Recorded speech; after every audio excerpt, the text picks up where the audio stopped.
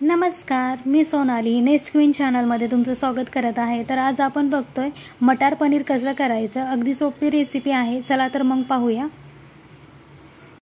इथे मी 200 ग्रॅम पनीर घेतलेला आहे व 2 मोठे कांदे मोठ्या आकाराचे चिरून घेतलेले आहेत। इथे आपण अमूलची फ्रेश क्रीम वापरणार आहोत।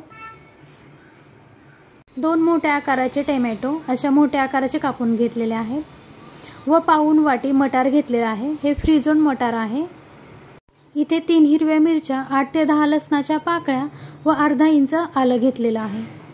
आता इथे आपल्याला ग्रेव्हीसाठी लागणारी पेस्ट तयार करून घ्यायची आहे। आता एका तव्यामध्ये अर्धा चमचा तेल व थोडंसं बटर घालायचं आहे। त्याचबरोबर कापून घेतलेले कांदे घालायचे आहेत। कांदा चांगला लाल होईपर्यंत परतून घ्यायचा आहे। मग त्यामध्ये अद्रकचे तुकडे, लसणाच्या पाकळ्या व 3 मिरच्या चांगल्या मिक्स करून घ्यायच्या आहेत। हे सगळं मिक्स करून झालं की यामध्ये कापलेले टोमॅटो घालायचे आहेत। त्यामध्ये थोडंसं मीठ घालायचं आहे व चांगलं मिक्स करून घ्यायचं आहे। हे चांगलं मिक्स करून झालं की 7 ते 8 मिनिटांसाठी झाकण ठेवून द्यायचं आहे।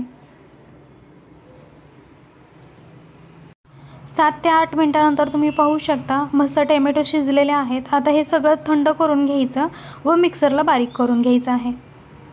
आता इथे आपण मटार पनीर तयार करायला घेतोय। तर इथे आपल्याला एका कढईमध्ये 2 मोठे चमचे तेलाचे घेतलेले आहे। त्यामध्ये अर्धा चमचा जिरे घेतलेले आहे, 2 तमालपत्रे, 3 लवंग घातलेले आहे, 1 चमचा मिरची पावडर, 1.5 चमचा धना पावडर, अर्धा चमचा हळद, 1.5 चमचा बेडगी मिरची पावडर। आता हे सर्व मसाले चांगले मिक्स करून घ्यायचे आहे। त्यामध्ये आपण बनवून घेतलेली पेस्ट त्यामध्ये टाकायची आहे। पेस्ट चांगली मिक्स करून घ्यायची आहे। आता पेस्ट चांगली मिक्स करून झालेली आहे। तर यावरती आपण झाकण ठेवून द्यायचं आहे।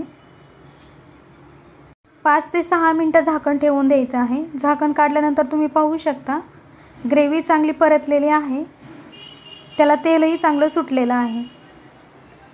आता इथे आपल्याला अमूलची फ्रेश क्रीम घालायची आहे। इथे मी 2 चमचे अमूलची फ्रेश क्रीम घातलेली आहे। क्रीम आपल्याला चांगली ग्रेव्हीमध्ये मिक्स करून घ्यायची आहे। तुम्ही पाहू शकता मी क्रीम चांगली मिक्स करून घेतलेली आहे। तर आता यामध्ये आपल्याला वाटाणे घालायचे आहेत। वाटाणे घालून झाले की यामध्ये आपण चवीपुरतं मीठ घालायचं आहे व यामध्ये 1.5 वाटी पाणी घालायचं आहे। पाणी घालून झालं की याला आपण झाकण ठेवून द्यायचं आहे 5 ते 6 मिनिटांसाठी, म्हणजे याने आपले वाटाणे चांगले शिजून निघतील। तुम्ही पाहू शकता वाटाणे चांगले शिजलेले आहेत। तर यामध्ये आपल्याला पनीर घालायचं आहे। तर इथे मी 200 ग्रॅम पनीर वापरलेला आहे।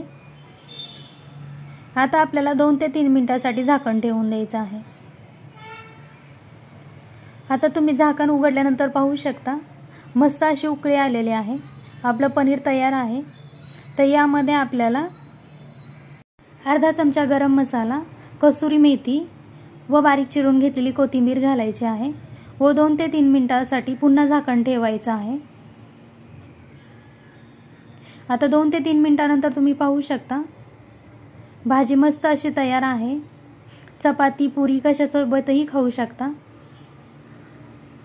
तुम्हाला जर माझी रेसिपी आवडली असेल तर लाईक, कमेंट, शेअर, सबस्क्राईब करा आणि बेल आयकॉन प्रेस करायला विसरू नका। तोपर्यंत नमस्कार।